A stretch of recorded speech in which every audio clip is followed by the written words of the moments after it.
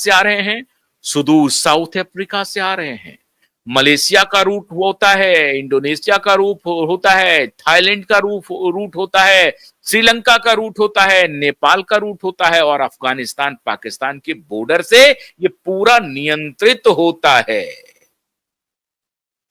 तो ये जो ड्रग का कारोबार था उसके लिए एक क्लोज कॉन्फिडेंशियल ऑफिसर की आवश्यकता थी इन दोनों बाप बेटे को, और इसके लिए बहुत ही तड़प थी दोनों बाप बेटे में कि कितनी जल्दी सचिन बाजे को रीइंस्टेट किया जाए। 16 वर्षों से जिस ऑफिसर को, जिस पुलिस वाले को हाईकोर्ट ने कहा कि इसे डिसमिस किया जाए, एक ख्वाजा खान के हत्या के आरोप में, ख्वाजा यूनुस खान की हत्या के आरोप में उनकी मां आज तक दर दर भटक रही हैं, लेकिन उनको रीइंस्टेट करवाया। ये था उनकी दूसरी जिम्मेदारी। और तीसरी जिम्मेदारी, अगर कोई इस रास्ते में आए तो बेधड़क उसे रास्ते से हटा देना। मनसुख हिरेन इसी का शिकार हुआ।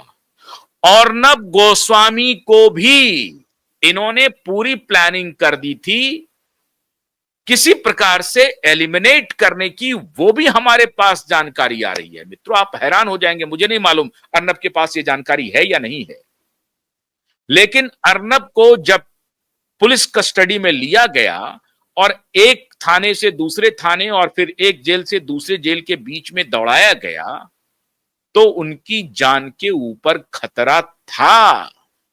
यह भी बड़ा ब्रेकिंग आ रहा है, और ये हमारे मुंबई पुलिस के ही ईमानदार अधिकारी बता रहे हैं, और हमारे समीर बानखेड़े के पास जो रिकॉर्ड्स हैं उसकी पुष्टि कर रहे हैं।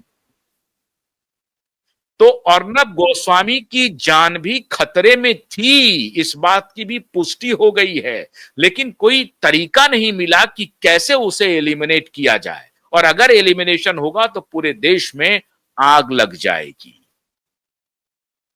तो कहीं से ये बख्श दिया गया, वरना इसका ये इतना हाई हेडेड इसका दिमाग था, इस क्रिमिनल माफिया सचिन बाजे का, कि ये एलिमिनेट करने की पूरी तैयारी कर लिया था, क्योंकि इसको लगता था कि मेरे आका अभी ये उद्धव ठाकरे हैं और आदित्य ठाकरे, मुझे डरने की क्या जरूरत। जो दिन रात चरस में डूबा हुआ है, बीड़ लेकर के अभी नशे में मौजूद है बेटा, वो तो जो कहता है बाप वही करता है। और फिर कांग्रेस और एनसीपी की क्या औकात है इस दोनों बाप बेटे के सामने में। तो सचिन बाजे ऑल पावरफुल था। इवन परमबीर सिंह मुंबई के पुलिस कमिश्नर से भी अधिक पावरफुल था सचिन बाजे। और सचिन बाजे हमेशा टसन में चलता था, सिनेमा का स्टार की तरह चलता था, महंगे महंगे चश्मे पहनता था, महंगी महंगी घड़ियां, महंगे महंगे कपड़े, जूते। सचिन बाजे के लाइफस्टाइल को अगर कोई व्यक्ति देख लेता तो बरबस ये कह देता कि भाई ये व्यक्ति तो कुछ लगता है कि किसी दूसरे ग्रह से आया है। ये था सचिन बाजे। तो पहला तो था ये बार को फिर से रेजिग्नेट करने का और एक नया सेक्स रैकेट चलाने का, और दूसरा ये ड्रग का जो धंधा था उसको ठीक से सर्विलांस करने का, और तीसरा इसके बीच में जो कोई भी आए उसे एलिमिनेट कर देने का। तो चूंकि अर्नब गोस्वामी ने उस वक्त इस मुद्दे को उठाया तो वो पहले निशाने पर आए, और उन्हीं को एलिमिनेट करने की प्लानिंग इन दोनों बाप बेटे ने बनाई थी वाया परमबीर सिंह। और परमबीर सिंह भी उस वक्त इस दोनों बाप बेटे के इशारे पर सारी कार्रवाई कर रहा था। अब समीर बानखेड़े के रिकॉर्ड्स में ये कैसे पकड़े गए मित्रों, बड़ा दिलचस्प है। आप देखे होंगे कि सुशांत और दिशा की मौत के बाद इस कहानी को ट्विस्ट, मतलब ब्लेसिंग इन डिस्गाइज हो गया मित्रों। इस कहानी को ट्विस्ट दिया गया था कि ये ड्रग ले रहे थे और सुशांत जो है बड़े दिनों से ड्रग ले रहे थे, ड्रग की वजह से वो बीमार थे, डिप्रेशन में थे और कुछ इस तरह के ड्रग ले रहे थे जो कि सुसाइडल टेंडेंसी को आगे बढ़ाता है। और इस वजह से उन्होंने सुसाइड कर लिया। ये एक long long trusted story Bollywood माफियाओं की रही है, जिनको वो एलिमिनेट करते हैं, चाहे वो परवीन बॉबी हो, चाहे वो और कोई हो। जिस किसी को भी एलिमिनेट करना होता है बॉलीवुड को, तो ये थ्योरी वो लेके आ जाते हैं कि ये फिल्म इनकी चल नहीं रही थी, वो सक्सेसफुल नहीं थे, वो आर्थिक तंगी में थे, उनके पास काम नहीं था। तो हुआ ये कि वो फिर नशा करने लगे और नशा करते करते वो डिप्रेशन के शिकार हो गए, और डिप्रेशन में आने के बाद फिर उन्होंने दवाई भी शुरू की, लेकिन उसका कोई इंपैक्ट नहीं हुआ और फाइनली वो सुसाइड कर लिए। ये थ्योरी इन लोगों ने प्लांट की, क्योंकि ये फुल फ्लेजेड मर्डर था। तो जब इन्होंने ये थ्योरी प्लांट की, और यही थ्योरी इनके गले की हड्डी बन गई मित्रों।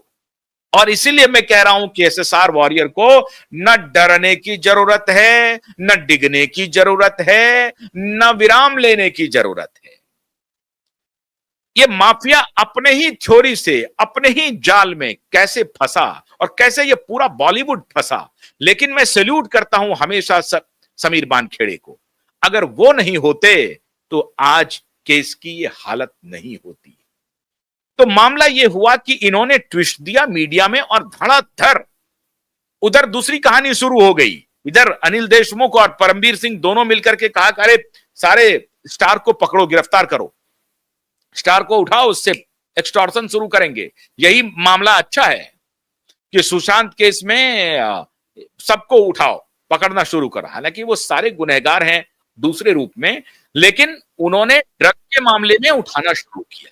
और इस पूरी स्टोरी को, जो इन लोगों ने जो ब्रूटल मर्डर किया था दिशा और सुशांत का, उसको इन्होंने ड्रग डिप्रेशन के थ्योरी में तब्दील करने की अपनी तरफ से कोशिश की। और इसमें ये जो मीडिया है, बेईमान बिकी हुई दलाल मीडिया, उसका सहारा लिया। बड़े बिके हुए दलाल पत्रकार इनके साथ खड़े हो गए, और इन्होंने ये स्टोरी को प्लांट करना शुरू कर दिया कि